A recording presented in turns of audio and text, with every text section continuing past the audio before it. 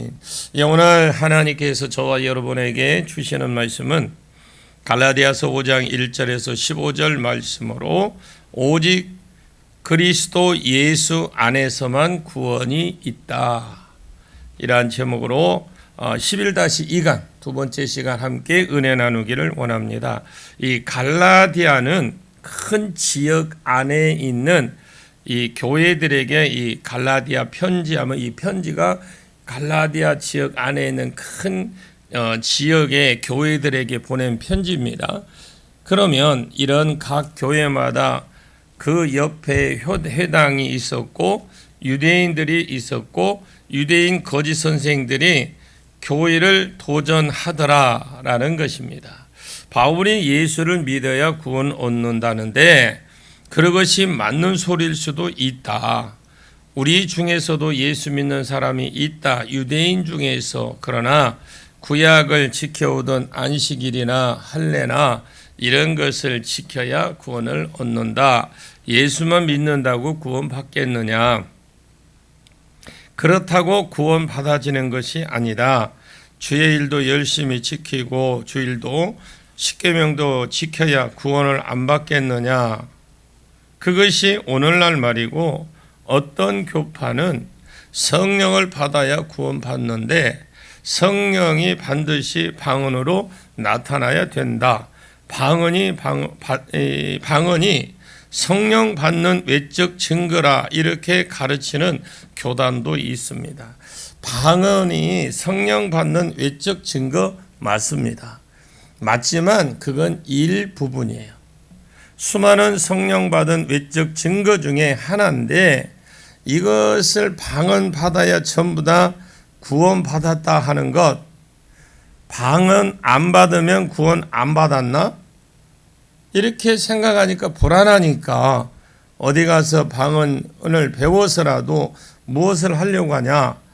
마귀 방언이 또 있다는 것이고, 어쨌든 이런 잘못된 가르침들이 구원 받았습니까? 언제 받았습니까? 이런 것이거든요. 이 구원파, 그런 잘못된 가르침을 교회 안에서 그걸 가르치려고 들어왔더라는 거죠. 그래서 바울이 다시 한번 갈라디아 성도들이 휘청휘청 하니까 다시 한번 지적을 하고 있는 겁니다. 잘못된 신앙생활을 보라. 나 바울이 너희에게 말하노니 너희가 만일 할례를 받으면 그리스도께서 너희에게 아무 유익이 없으리라. 우리가 할례를 받는다면 그리스도께서 우리를 위해서 죽으실 이유가 없었다. 그리스도께서 너희에게 아무 유익이 없으리라. 내가 할례 받는 각 사람에게 다시 전하노니 그는 율법 전체를 행해야 될 것을 가졌다라고 했어요. 할례를 지키는 것이 율법이니까 율법 전체를 다시 행해야 될 의무가 있다. 율법 안에서 의롭다함을 얻으려고 하는 너희는 그리스도께 끊어지고 은혜에 떨어진 것이다. 이것이 아무것도 아닌 것 같지만 할례 받으면 어떻고 안 받으면 어떻습니까? 예수만 믿으면 될 것이 아니냐? 할례 받고 그런 것 같지만 그런 것이 아니다. 내가 무엇을 해서 교회에서 인정받고 예수께 인정받고 하나님께 인정받아서 구원을 얻는다, 이렇게 생각하면 안 됩니다.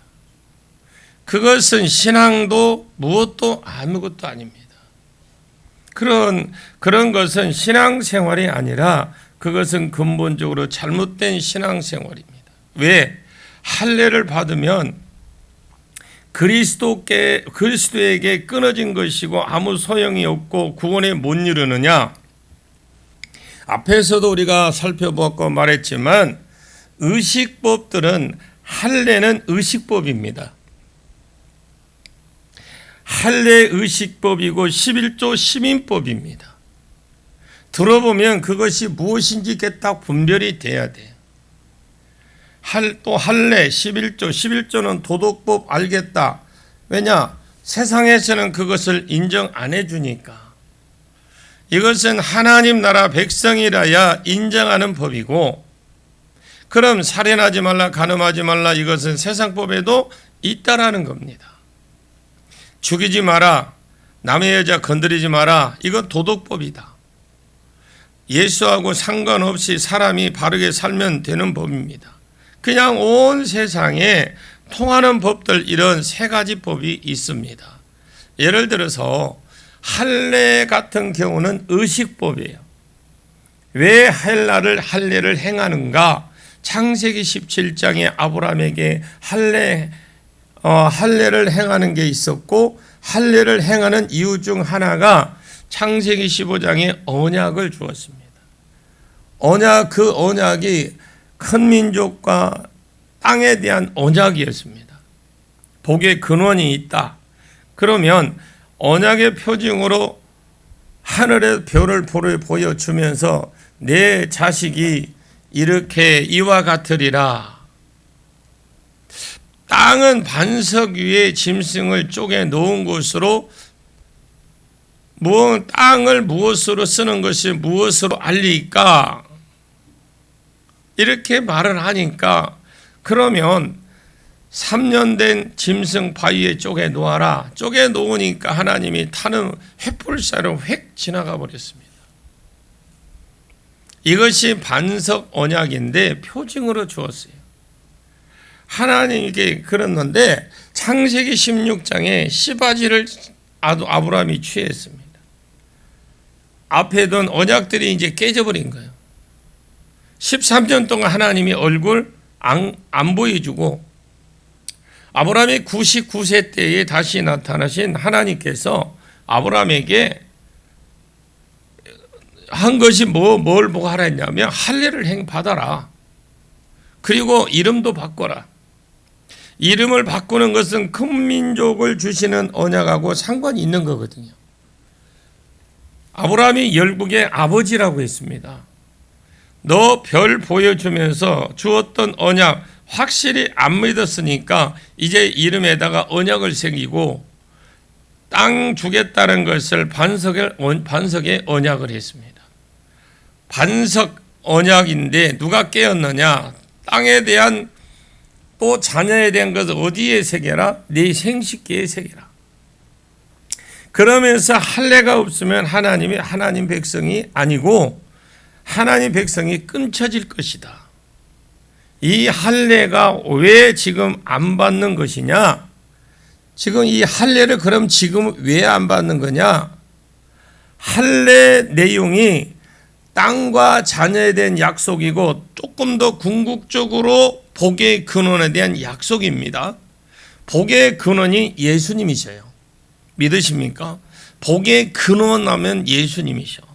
이 세 가지, 지금 우리 예수님께서 오신 이후로는 이 세 가지가 벌써 큰 민족은 출애굽기 1장 7절에서 이미 이루어졌고, 땅은 여호수아서에 보면 이루어졌고, 잠시 포로로 땅에 떠났었지만 다시 바벨론 포로에서 돌아옴으로 이 약속이 이루어져 버렸고, 복의 근원 와 버렸고, 십자가에서 죽어 버렸으니까 무슨 소용이 있습니까? 그러면 할례가 구약 성도들의 인침이라면 지금 신약의 성도의 인침은 성령의 인침이십니다. 아멘.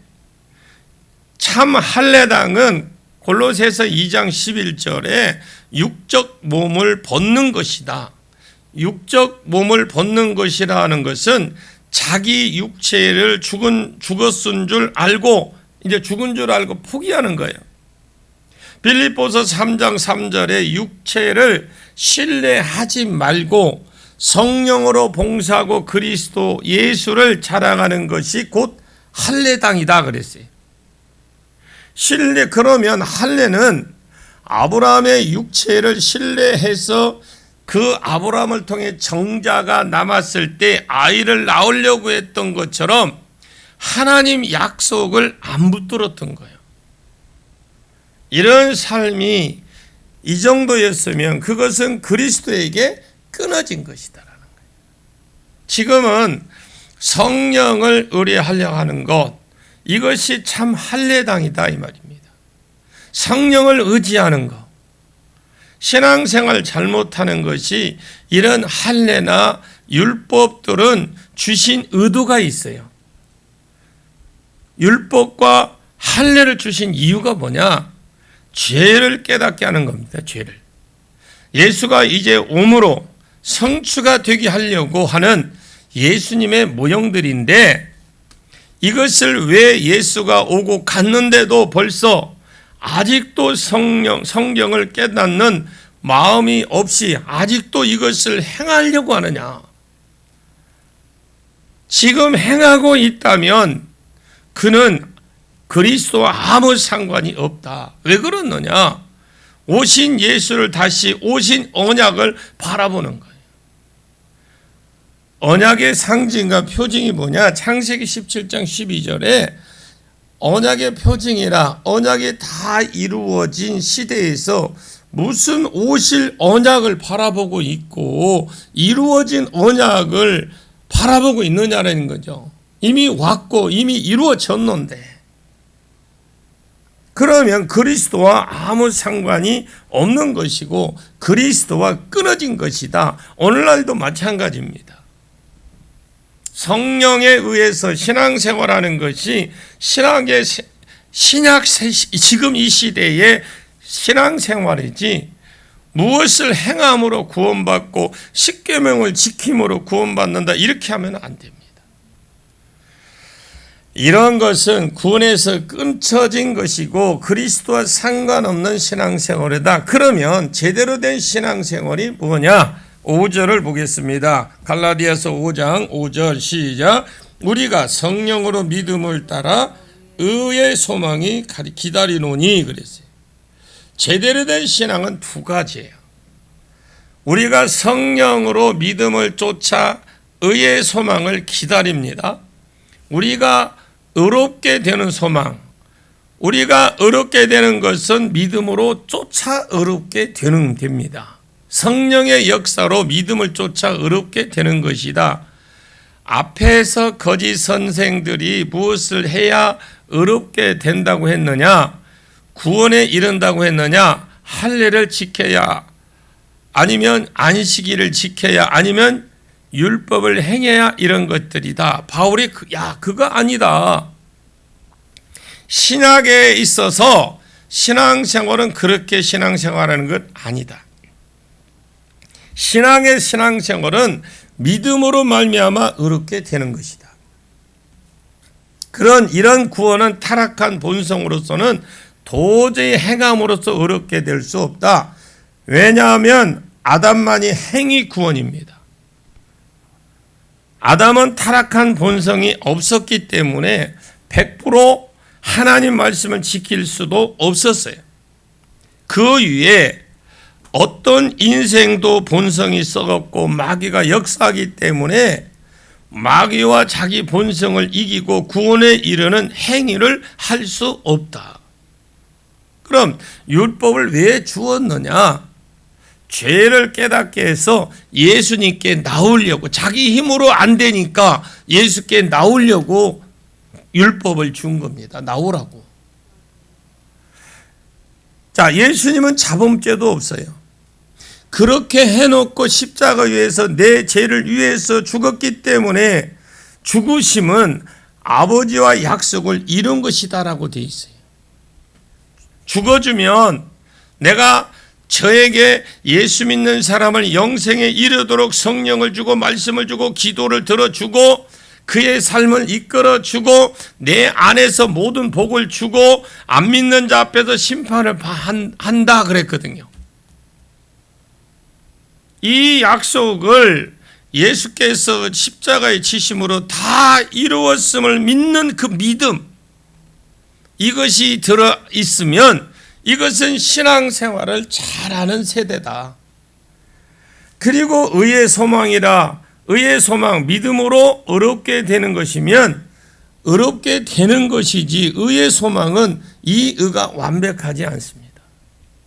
점점 이 의에 이르도록 믿음 가운데서 소망을 그 속에서 가지고 그렇게 붙잡고 사는 것, 이것이 참된 성도의 모습입니다.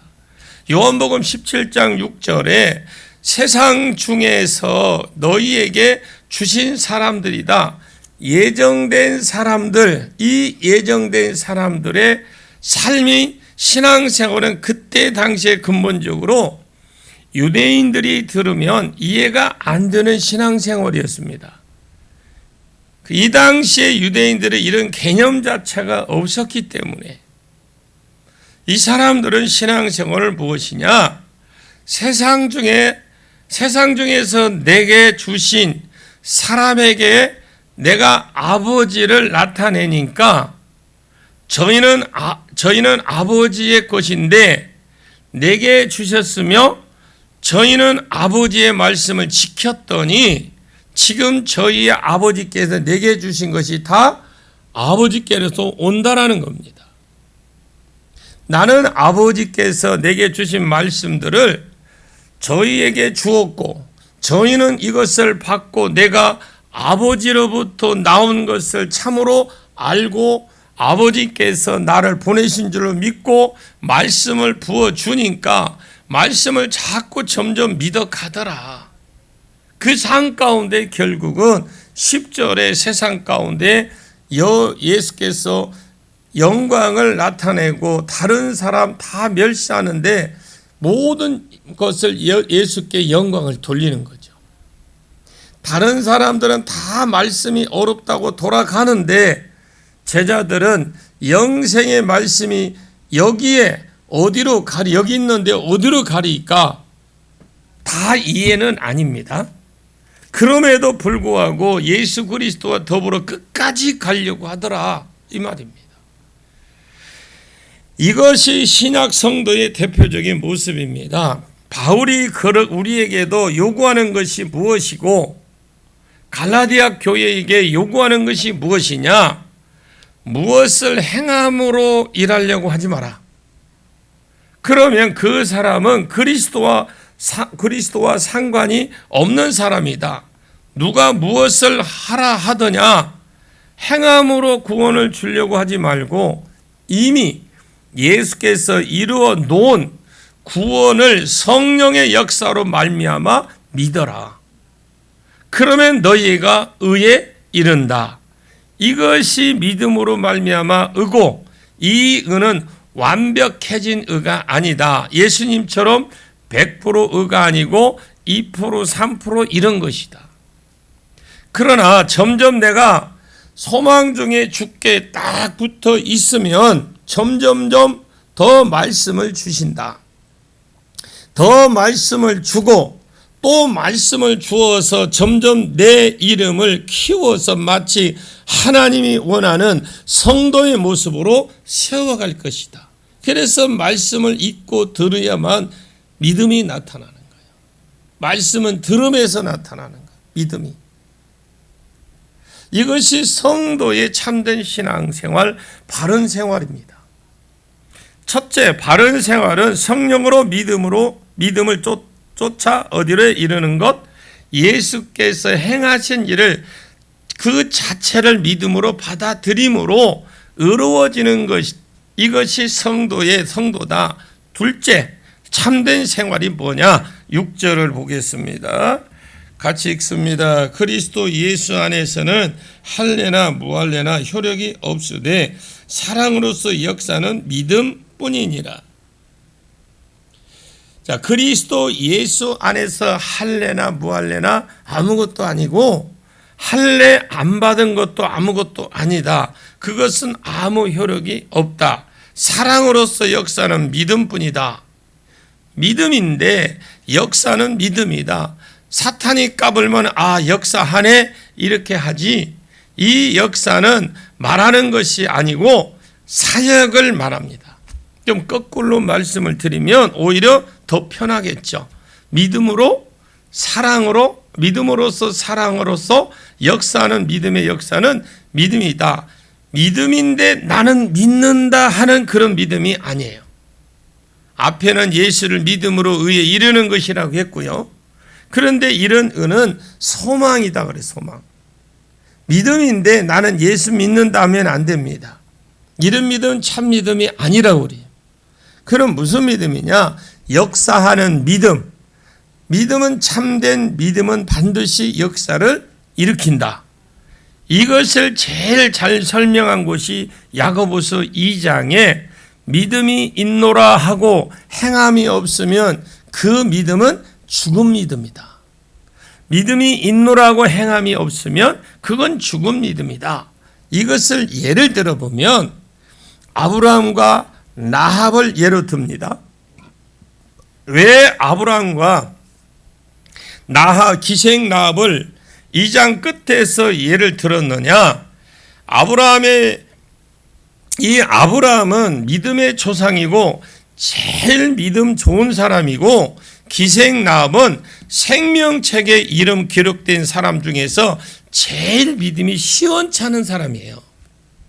나중에 어떻게 될 값에 유대인들이 제일 인정하기 싫은 예수쟁이, 유대인, 그것도 기생 나합이에요. 도마부의 기생이다, 창녀입니다. 아브라함은 믿음이 있노라 하고 그 믿음이 언제 들킨 바 되었고 하나님께 인정이 받았느냐? 자기 아들 이삭을 모리아산에서 번제로 드릴 때 그때 인정받았습니다. 그 믿음이 기생 나합은 이것은 실바람 타고 유대인에 대한 말을 들었어요. 기생 나합은 그 하나님이 홍해를 가르게 하시고 애굽에서도 나오게 하고 요단강을 기르고 반석에서 물을 내고 요 실바람 타고 들어오는 그걸 믿음을 믿었어요. 아, 하나님이 저렇게 이스라엘 사람과 함께 하구나. 저분이 하나님이 살아계심을 분명히 믿은 거예요. 그걸 뭘 보고? 기생이니까 여러 사람을 통해 소문을 듣고 알은 거예요. 그러나 그 믿음을 들으면서 난다고 했기 때문에 믿음이, 그러나 이런 큰 믿음이 있는 것도 아니고 그렇다고 그분의 행실이 좋은 여자도 아닙니다. 이 여자는 그런 무엇으로 자기 믿음을 드러내느냐가 중요하잖아요.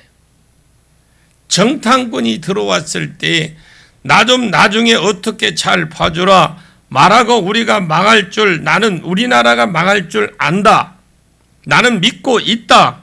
그러면서 나 좀 잘 봐주라. 정탐꾼을 3대에 숨겨준 것으로 자기의 행함을 그냥 보여주지 않았느냐, 그 말이에요. 그러면 믿음이 큰 사람은 큰 행함을 보이고, 믿음이 적은 사람은 조그마한 내 믿음 안에서 행함이라도 좀 보여라. 그러면 역사하는 믿음이 있어야 됩니다. 그런데 이것만 말하면 안 되죠. 역사하는 믿음만 있으면 안 됩니다. 사랑으로 역사하는 믿음이다. 옛날에는 율법을 왜 지켰습니까? 복 받으려고 지켰어요. 유대인들은 율법을 왜 지켰느냐? 구원에 이르려고 지켰습니다. 그러면 신약에 저와 여러분 우리는 역사하는 믿음이 있어야 된다. 첫째, 신앙생활 잘하는 것이 뭐냐? 그게 5절이에요. 5절 한번 더 봐요. 5절 시작. 우리가 성령으로 믿음을 따라 의의 소망을 기다리노니. 성령으로 믿음으로 쫓아 의에 이른다. 예수께서 이미 행한 일을 내가 받아들임으로 믿음으로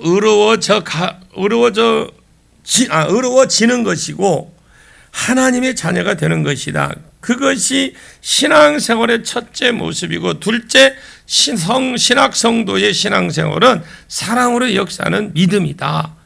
믿음은 역사를 일으켜야 된다. 사역의 일을 해야 된다. 믿음이 큰 사람은 큰 일을 하고 작은 사람은 작은 일을, 이것을 옛날에는 구원받기 위해서 된 것이다.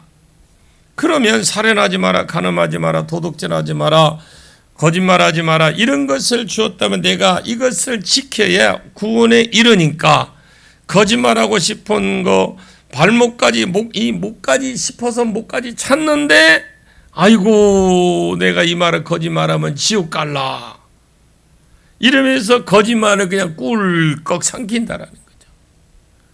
신약 예수 그리스도를 믿는 사람이 예수 그리스도의 행하신 일을 다 믿는 사람이 어떤 믿음이냐? 이런 모든 역사를 다 이루어 주시고 이 땅에서도 우리를 보존해 주시고 거룩하게 해주신 것이 무슨 뜻이 있다. 복음을 전하는 일, 예수께서 하시던 일, 하나님이 계획하신 일을 이 땅에서 대신 이루는 도구로 우리를 쓰시려고 이런 믿음 가운데 생기면, 이런 믿음이 생긴다면, 하나님이 나를 이토록 사랑해 주셨구나. 이 사랑이 생긴다라는 거예요. 하나님께서 돈을 주는 것은 내가 다시 하나님께 던지겠습니까? 아니면 하나님이 다 우리 옆에 계시면 내가 포옹이라도 한번 해드리는데 이것이 계시는 것도 아니고 그래서 내 신앙을 예배자로 고백하게 되는 것이고 내게 있는 이웃들을 하나님이 섬기라고 한 대상이다.